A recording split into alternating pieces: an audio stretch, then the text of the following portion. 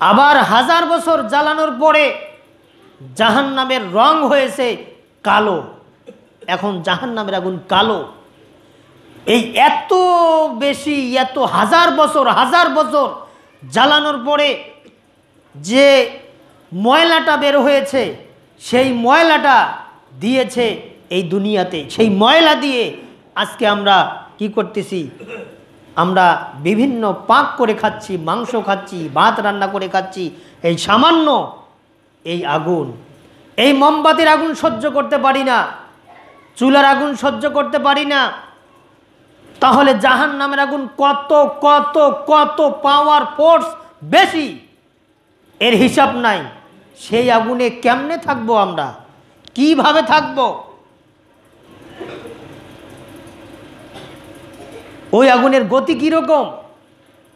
এজন্য জাহান্নামের সর্বনিম্ন শাস্তি যেটা, সেটা হলো এক জোড়া আগুনের জুতা আল্লাহ পাক তৈরি করে দিবেন।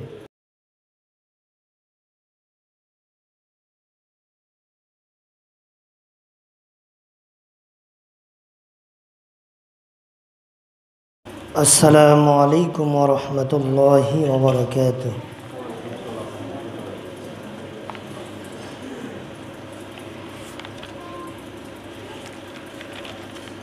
ইন্নাল হামদালিল্লাহ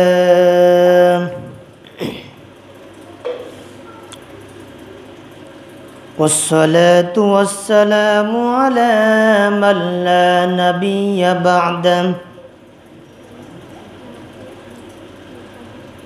أعوذ بالله من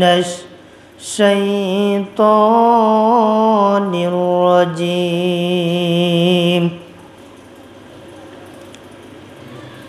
بسم الله الرحمن الرحيم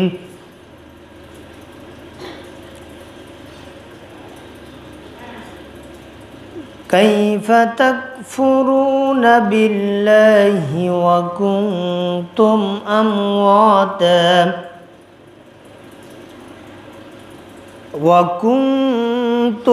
أمواتا فأحياكم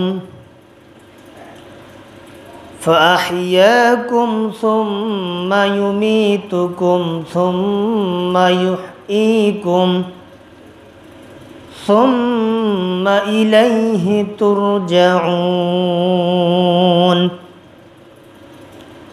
إلى آخر الآية.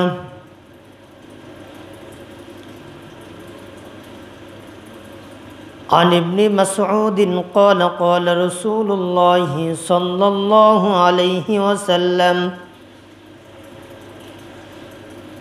يؤتى جهنم يومئذ لها 70,000 زمام مع كل زمام 70,000 ملك تجرونها. رواه مشكاة المصابيح أو كما قال عليه الصلاة والسلام. আলহামদুলিল্লাহ, সমস্ত প্রশংসা আদায় করছি সেই মহান মুনিবের দরবারে, যিনি আমাদেরকে পবিত্র জুমার দিনে আসার তৌফিক যে মহান মুনিব আমাদেরকে দান করেছেন, সেই মহান মুনিবের দরবারে কালিমাতুশ শুকর আদায় করছি। বলেন আলহামদুলিল্লাহ। মানবতার মুক্তির কাণ্ডার, শান্তির ভাণ্ডার, আকায়ে নামদার দাজদারে মদিনা, যে মহান রাসূল, জেনার উম্মত হতে পেরে আমাদের জীবন ধন্য, সেই রাসূলের শানে আমরা ছোট্ট একটি দরুদ সালাম বর্ষিত হোক।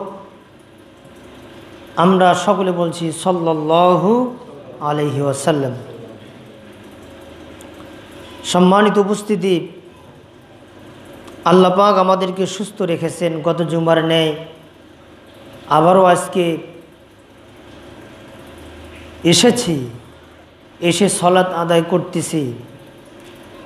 জুমার ফরজ সালাত আদায় করব, সুন্নত আদায় করে চলে যাব। আল্লাহ পাক আমাদেরকে তৌফিক দান করেছেন, আমাদেরকে সুস্থ রেখেছেন, হায়াত রেখেছেন।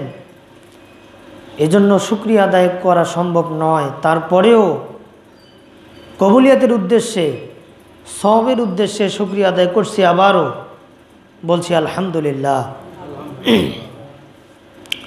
তা সম্মানিত উপস্থিতি, আজকে আমি আপনাদের সামনে পবিত্র কোরআনুল কারীমের সূরাতুল বাকারা এর সাথে সাথে সহিহুল বুখারীতে শুধু নয়, এর পাশাপাশি মিশকাতুল মাসাবিহ 5422 নম্বর হাদিস, গুরুত্বপূর্ণ হাদিস।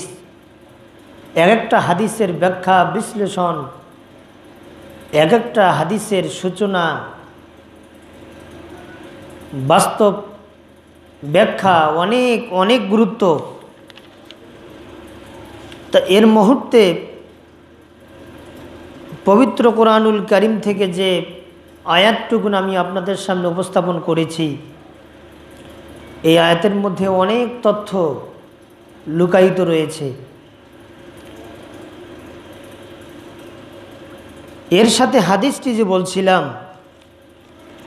এই হাদিসটিও আবার আমাদেরকে অনেক ভীতির তাকওয়ার শিক্ষা দেয়। এই হাদিসটি, যে হাদিসটি খুতবার শুরুতে আমি আপনাদের সামনে উপস্থাপন করেছি, এই হাদিসটির মূল আলোচ্য বিষয় সেটি হলো জাহান্নামের বিবরণ। কিসের বিবরণ? জাহান্নামের।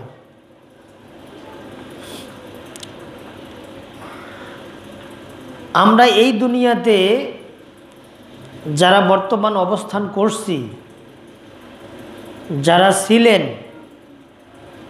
ইতিপূর্বে, প্রত্যেকটা মানুষের জন্য আল্লাহ পাক রব্বুল আলামিন এক কথায় প্রত্যেকটা উম্মতে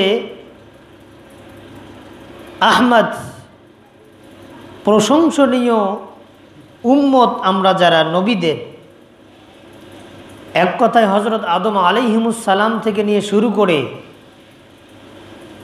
হজরত মুহাম্মদুর রাসূলুল্লাহ সাল্লাল্লাহু আলাইহি সাল্লাম পর্যন্ত প্রত্যেকটা উম্মতের জন্য আল্লাহ পাক পথ দেখানোর জন্য প্রত্যেকটা রাসূলকে পাঠিয়েছেন।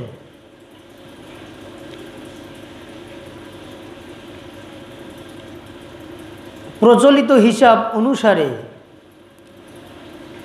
যে হিসাবের কোনো ভিত্তি নাই, যে হিসাবটা করলো কে এটা যেমন জানা যায় না, হিসাবটি হলো 1,24,000, মতান্তরে 2,24,000 নবী ও রাসূল। কিন্তু আসলে এই হিসাবটি আল্লাহর নবী সাল্লাল্লাহু আলাইহি ওয়াসাল্লাম তিনি কখনো দেননি। নবীর থেকে যদি দলিল পাওয়া না যায়, এ দলিল গ্রহণ করা যাবে না। এজন্য আমরা বলি, আদম থেকে শুরু করে হজরত মুহাম্মদুর রাসূলুল্লাহ সাল্লাল্লাহু আলাইহি সাল্লাম তিনি পর্যন্ত পবিত্র কোরআনুল কারীমে 25 জন নবীর নাম আল্লাহ পাক আলোকপাত করেছেন। বলেন সুবহানাল্লাহ। কতজন নবীর নাম? 25 জন। তাহলে আমরা স্পষ্ট হলাম, 25 জন নবীর নাম পবিত্র কোরআনে আল্লাহ পাক লিপিবদ্ধ করে রেখেছেন। আর দ্বিতীয়ত যে কথাটি আমরা বলতে পারি সেটি হলো, যদি কেউ প্রশ্ন করে যে আদম থেকে হজরত মুহাম্মদুর রাসূলুল্লাহ সাল্লাল্লাহু আলাইহি ওয়াসাল্লাম পর্যন্ত কত জন নবী রাসূল, আমরা বলবো মুহাদ্দিসিনে কেরামের ভাষায়, মুস্তাহিদদের ভাষায়, তাদের ভাষায় আমরা বলবো যে অসংখ্য নবী রাসূল, এর কোনো হিসাব নাই। কিন্তু কোরআনে আমরা পাই কতজন? 25 জন নবী এবং রাসূল। তা প্রত্যেকটা নবীর দায়িত্ব ছিল কি? আল্লাহর একাত্মবাদ ঘোষণা করা, আল্লাহর পরিচয় প্রচার করা, এর মাঝে আল্লাহর পরিচয়, আল্লাহর একাত্মবাদ যারা শোনার পরে বিশ্বাসের সাথে আল্লাহর কাছে সুজুদ মাথাটা নত করবে, আল্লাহ পাক রব্বুল আলামিন ওয়াগফির লাকুম যুনুবাকুম, আল্লাহ পাক তার জিন্দেগীর গুনাহ খাতা মাফ করবেন। বলেন সুবহানাল্লাহ। আর আমরা যারা আছি নবীদের উম্মত, বিশেষ করে হজরত মুহাম্মদ মুস্তাফা সাল্লাল্লাহু আলাইহি সাল্লাম তেনার উম্মত, আমরা আমাদের উদ্দেশ্য হচ্ছে জান্নাত কামনা। কি উদ্দেশ্য? জান্নাত কামনা, জান্নাত পেতে চাই। আর জাহান্নাম সম্পর্কে যদি আমরা জানতাম যে জাহান্নামের কি ঘটনা, কি অবস্থা ওখানে, তাহলে কিন্তু কখনো আমরা আল্লাহর থেকে, রাসূলের থেকে, ইসলামের থেকে, মসজিদ মাদ্রাসার থেকে আমরা কখনো দূরে থাকতাম না। জাহান্নাম এমন একটা জায়গা, সেখানে কয়েকটা বস্তু দিয়ে শাস্তি দেওয়া হয়। এর মধ্যে এক নাম্বার হলো পাথর, 2 নাম্বার আগুন, 3 নাম্বার জাহান্নামের রক্তপুষ, 4 নাম্বার জাক্কুম ফল। যে জাক্কুম ফল যখন জাহান্নামীরে কেউ বলবে যে আমার খুব তৃষ্ণা, খেতে চাই, তখন জাক্কুম নামক ফলগুলো পেয়ালায় দিবে, খাও। জাহান্নামের ফেরেশতাগুলো, জাহান্নামের সব থেকে বড় ফেরেশতার নাম হলো মালেক। কি নাম বলেন তো? মালেক। যিনি কবরে রাখার সাথে সাথে প্রশ্নের জবাব দিতে না পারলে ওই মালেক নামক ফেরেশতার হাতে বড় একটা লোহার হাতুড়ি দেওয়া হয়, যেটা আমরা হাদিসে পাই। নবী সাল্লাল্লাহু আলাইহি ওয়াসাল্লাম বলে গেছেন, এই হাতুড়ি দিয়ে মাথায় জোরে একটা আঘাত করবে, আঘাতের সাথে সাথে মাথাটা চূর্ণ বিচূর্ণ, কোনো অস্তিত্ব থাকবে না। আর এই আস্ত দেহ 70 গজ মাটির ভিতরে ঢুকবে আঘাতের চোটে, আবার বের করবে, আবার মাথায় বাড়ি মারবে। সেই ফেরেশতার নাম হচ্ছে মালেক। মালেক ফেরেশতা। তা যত ফেরেশতা আছে এর মধ্যে সব থেকে লিডার মালেক। তা জাহান্নামে যে শাস্তি দেওয়া হবে, কোনো কাঠ নাই, কোনো খড়ি নেই, কিচ্ছু নাই, মানুষই খড়ি। আর আগুনকে উত্তাপ বাড়ানোর জন্য পাথর থাকবে জাহান্নামে। যেমন দুনিয়ার চুলার আগুন যদি আমরা বানাতে চাই, হয় ধান বানা তুষ, না হয় বিভিন্ন খড়ি, যে খড়ি জলে বেশি, না হয় গাভীদের পায়খানা শুকিয়ে যেগুলো রাখি মহিলারা রান্না বান্না করে, এগুলো দিয়ে তারা কি করে, আগুনকে আরও বেশি উত্তাপ করে, জ্বালানির ব্যবস্থা বেশি করে। ঠিক তেমনি আল্লাহ পাকের কাছে কোনো খড়ি থাকবে না দুনিয়ার এরকম। আল্লাহ পাকের কাছে এমন খড়ি থাকবে, মানুষরা হবে খড়ি। আগুনকে উত্তাপ পাওয়ার ফোর্স বাড়ানোর জন্য থাকবে পাথর, পাথর থাকবে একদিকে, অথবা বিছা থাকবে, অথবা রুম হিসাবে তৈরি করা হবে বিভিন্ন। ওখানকার হিসাব, ওখানকার কারুকাজ কীরকম হবে বাকিটা স্বয়ং আল্লাহর হাতে। কিভাবে কাকে শাস্তি দেওয়া হবে, কিন্তু এটি সত্য, জাহান্নামে যখন শাস্তি দেওয়া হবে তাদেরকে এভাবে ধরা হবে, ধরে জাহান্নামের ফেরেশতা সহ আগুনে যাবে। ফেরেশতাগুলো পোড়া যাবে না, ওরা পুড়বে না। আর এই মানুষ অথবা জিন তাদেরকে পুরা হবে। কেন পুরা হবে? তারা এই দুনিয়াতে ইবাদত করে নাই আল্লাহর। আল্লাহর গোলামি দাসত্ব করার জন্য এই দুনিয়াতে আল্লাহ পাক পাঠিয়েছেন, এরা করে নাই, এজন্য শাস্তি দেওয়া হবে। এই জন্য ইবাদতের সম্পর্কে আল্লাহ পাক রব্বুল আলামিন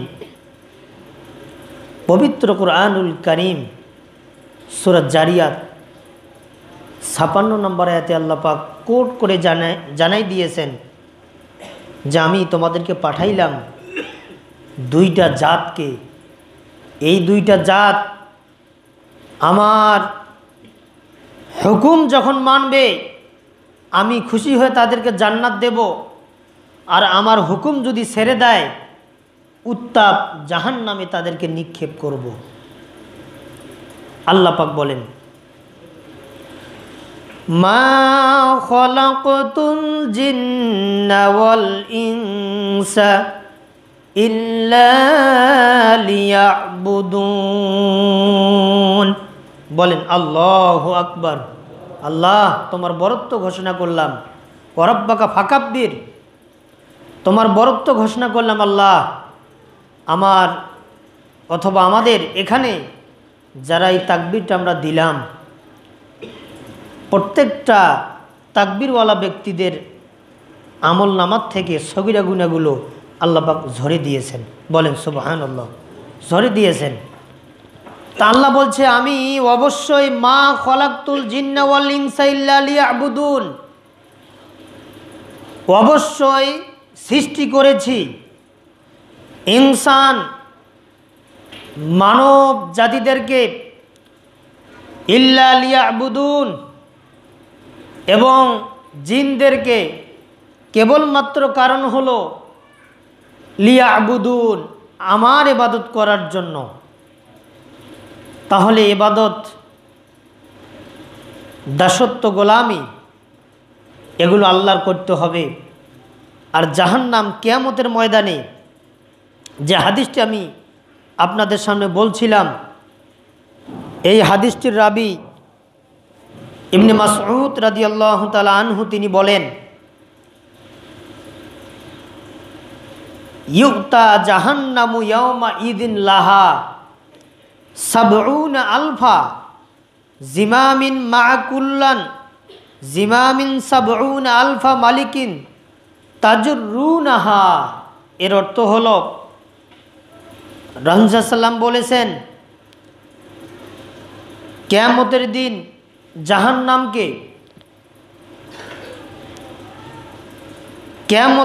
জাহান্নামকে এমন অবস্থায় টেনে আনা হবে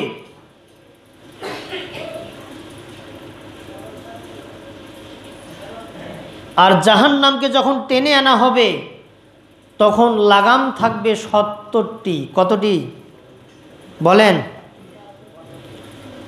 70টি, কিন্তু আসলে হাদিসের ভাবার্থ হলো আলফা সাবউন, 70,000 লাগাম থাকবে।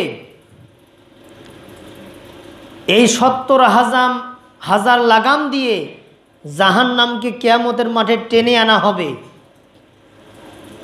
প্রত্যেকটা লাগামের রশিতে 70,000 করে ফেরেশতা থাকবে। তাহলে জাহান্নামের ফেরেশতা দেখেন তার শক্তি, তার পাওয়ার, তার ক্ষমতা কত বেশি হবে। একটা লাগামে কত হাজার? 70,000। এতগুলো ফেরেশতার সমন্বয়ে জাহান্নামকে টেনে আনা হবে। তারপরে বলা হবে ওয়াসিকাল্লাযীনা কাফারু ইলা জাহান্নামা যুমারা, তখন মানুষকে হাঁকায় নেওয়া হবে, এই দৌড়াও। ওয়াসিকাল্লাযীনা কাফারু, তোমরা যারা কাফের, তোমরা যারা অস্বীকারী, ইলা জাহান্নামা যুমারা, দৌড়াও জাহান্নামের দিকে। জাহান্নাম তোমাদের জন্য প্রস্তুত, জাহান্নামে যাও। তারপরে আল্লাহ পাক রব্বুল আলামিন বলবেন, এই জাহান্নাম থেকে বাঁচতে পারবে তারাই যারা ইসলামটাকে পরিপূর্ণভাবে বা ইসলামের ভিতরে পরিপূর্ণভাবে প্রবেশ করেছে। ওই সমস্ত লোকেরা মোমেন, এদের নাম মুসলিম, এরাই হবে জান্নাতি। বলেন সুবহানাল্লাহ। আল্লাহ পাক কি বলেন দেখেন, ইয়া আইয়ুহাল্লাযীনা আমানু দুখুলু ফিস-সিলমি কাফা ওয়া লা তাত্তাবিউ খুতুওয়াতিশ শাইতান ইন্নাহু লাকুম আদুউম মুবিন। বলেন আল্লাহু আকবার। আল্লাহ কি বলতেছেন? ইয়া হরফে নেদা, ডাকতেছে আল্লাহ পাক, ওহে আইয়ুহা লাযিনা, ওহে তোমরা যারা আমানু ঈমান এনেছো, উদুখুলু প্রবেশ করো, ফিস-সিলমি ইসলামের মধ্যে, কাফা পরিপূর্ণভাবে তোমরা ইসলামের মধ্যে ঢোকো, একটু একটু না, পরিপূর্ণভাবে। ওয়ালা তাত্তাবিউ, ও এবং লা না তাত্তাবিউ গ্রহণ করিও না, পদঙ্গ অনুসরণ করিও না, খুতুওয়াতিশ শাইতান শয়তানের, ইন্নাহু নিশ্চয়, লাকুম তোমাদের, আদুউম মুবিন স্পষ্ট, এরা তোমাদের শত্রু। শয়তান তোমাদের শত্রু, এদের পদঙ্গ অনুসরণ করিও না। আর যদি ইসলামের মধ্যে পরিপূর্ণভাবে প্রবেশ করো তাহলে তোমাদের জন্য সফল কাম। আর ইসলামটাকে এমনইভাবে মানতে হবে যেমন আল্লাহ পাক বলেন,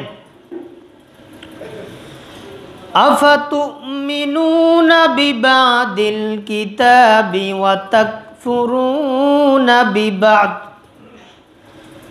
ফামা জাযাউ মান ইয়াফআলু যালিকা মিনকুম ইল্লা খিজিয়ুন ফিল হায়াতিদ দুনিয়া। আল্লাহ বলতেছে, আফাতুমিনুন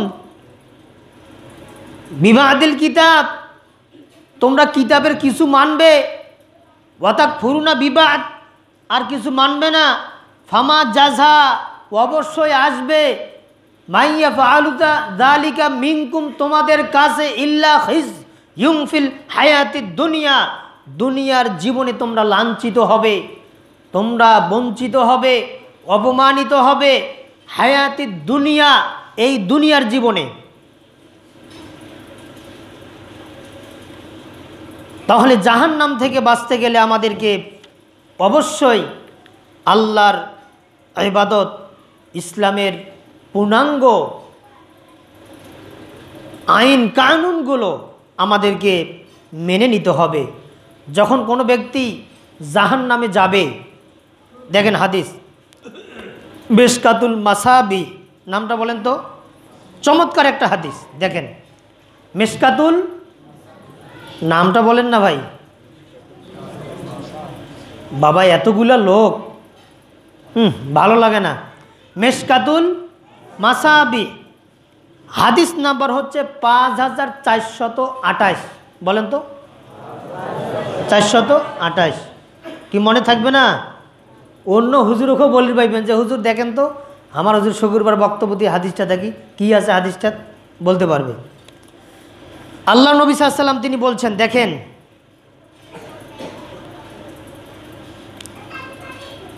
জাহান্নামে যারা যাবে, লম্বা হাদিস তো আরবিটা বলার সময় নেই, শুধু অনুবাদটা বলতেছি। জাহান্নামে যারা যাবে তাদের এই কাঁধটা হবে দ্রুতগামী ঘোড়া।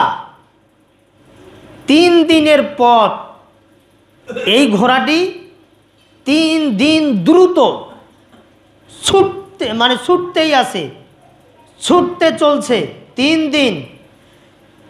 এখান থেকে শুরু করে 3 দিন যদি একটা দ্রুতগামী ঘোড়া দৌড়ায়,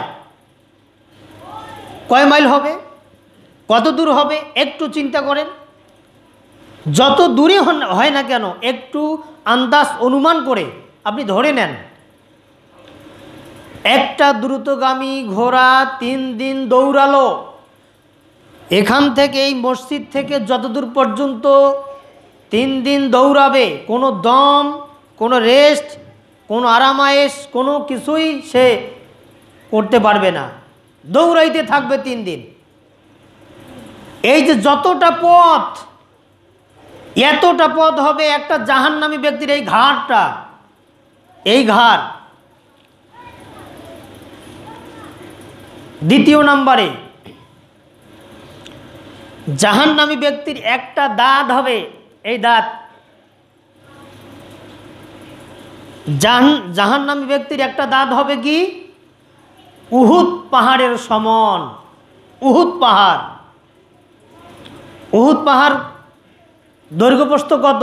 যারা হাজিরা তারা বুঝবেন, তারা জানেন, যদি শুনছেন বা বইতে দেখছেন তারা বুঝবেন। দৈর্ঘ্যপ্রস্থ 4 থেকে 8 মাইল। কত মাইল? 4 থেকে 8 মাইল। দৈর্ঘ্য 4 মাইল, প্রস্থ 8 মাইল। এই যে এত বড় সময়সীমা রেখা, এই যে 4, 8 যতটা হয়, যত দূর পর্যন্ত যায়, জাহান্নামী ব্যক্তির একটা দাঁত হবে অত বড়।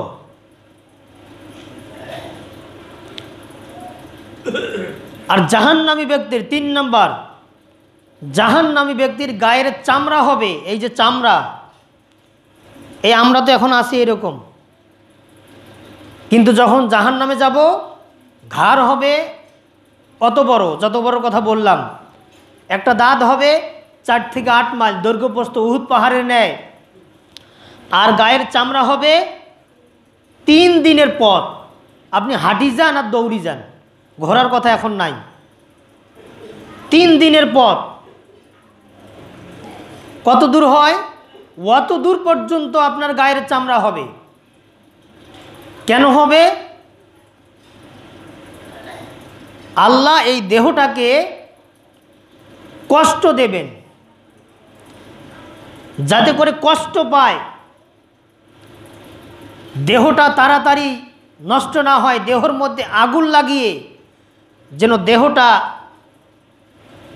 এমনইভাবে জ্বালা যন্ত্রণায় মুগ্ধ হয়ে থাকবে, যেন আত্মাটা রূহ এটা যেন কষ্ট পায়, জাহান্নামের শাস্তি সে যেন কীরকম এটা যেন সে জানতে পারে। তাহলে 1 নম্বর হাদিসটা আবার বলছি মনে রাখার জন্য, এই হাদিসে 3টা বিষয় আছে। 1 নম্বর হলো জাহান্নামী ব্যক্তিদের ঘাড় হবে দ্রুতগামী একটা ঘোড়া, 3 দিন দৌড়াবে, সেই দূরত্ব পথ পর্যন্ত যত দূর হয় কত দূরে ঘাড় হবে, আর দাঁত হবে উহুদ পাহাড়ের ন্যায়, আর গায়ের চামড়া হবে 3 দিনের পথ। 3 দিন আপনি হাঁটতেছেন, যতদূর পর্যন্ত যাবেন অতদূর পর্যন্ত আপনার গায়ের চামড়া হবে। তাহলে দেখেন জাহান্নামে যাওয়া এটা খুব ভালো কাজ না খারাপ কাজ? ভালো হতে পারে না কখনো। দুনিয়াতে যে আগুন, যদি আপনি জাহান্নামে যাওয়ার জন্যই এসে থাকেন, ইসলাম বাদ দিয়া, রাসূল বাদ দিয়া, সংগঠন বাদ দিয়ে যদি আপনি নিজেকে মনে করেন আমি অনেক বড়, আপনি কিন্তু জাহান্নামের জন্যই তৈরি হয়েছেন। আপনি যদি জাহান্নামে থাকতে চান, বাড়িতে গিয়ে আপনি আপনার বউয়ের পাশে বসবেন যে বউ চুলাতে রান্না করতেছে, একটু হাতটা দেন তো, এই দুনিয়ার আগুনটা আপনার হাত সহ্য করে কিনা? তার হাদিসে আমরা পাই 1000 বছর জাহান্নামকে জ্বালানোর পরে আগুনের রং হয়েছে সাদা, আবার 1000 বছর জ্বালানোর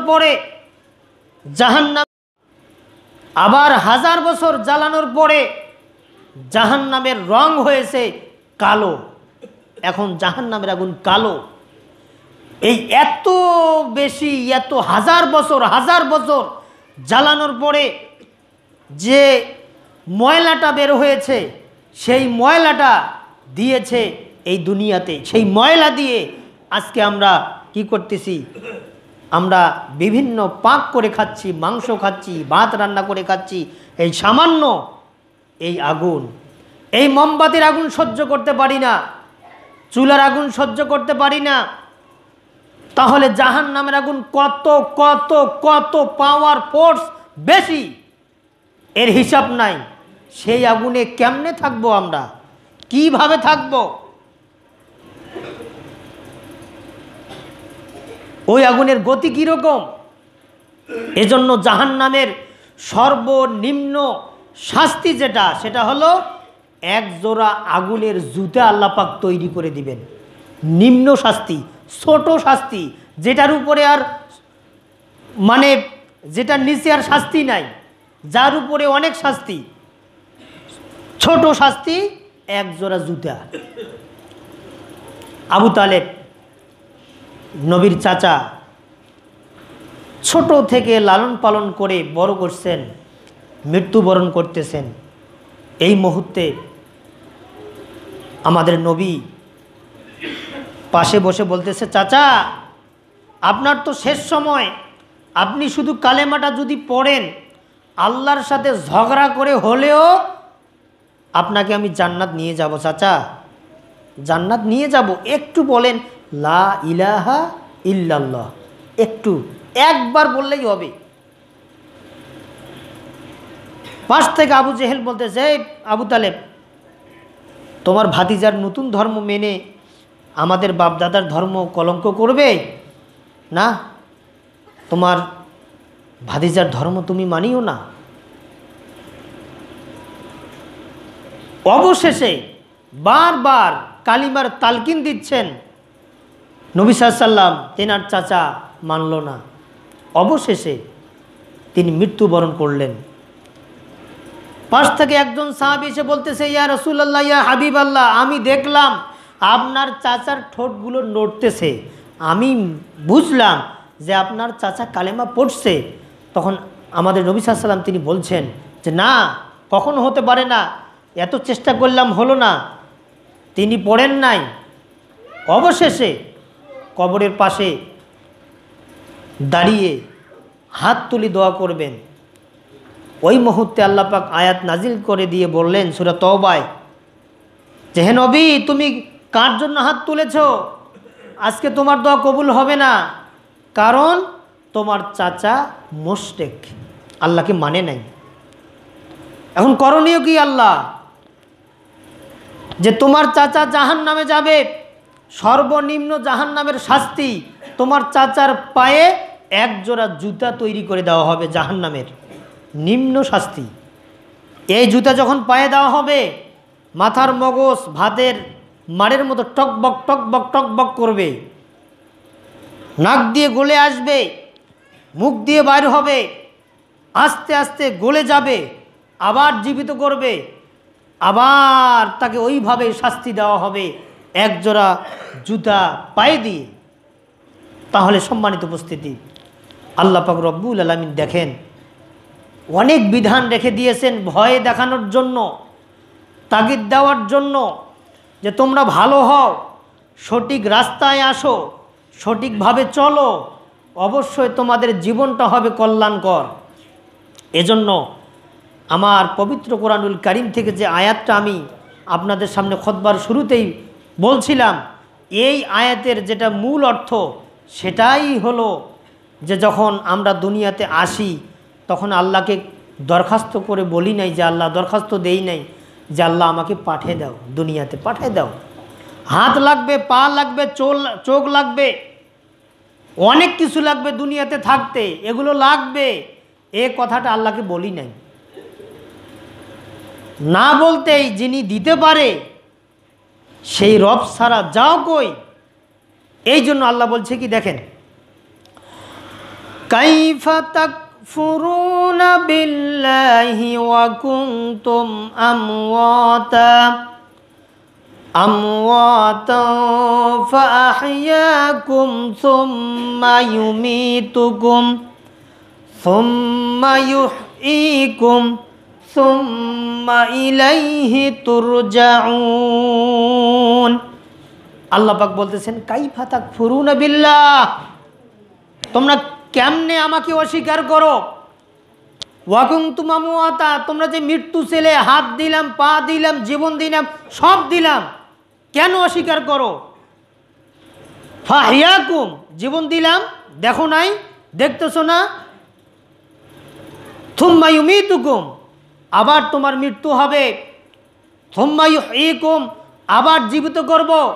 ওয়া ইলাইহি তুরজাউন, আমার কাছে আসতেই হবে। কোথায় পালাতে চাও, যাবে কোথায়, আসতেই হবে।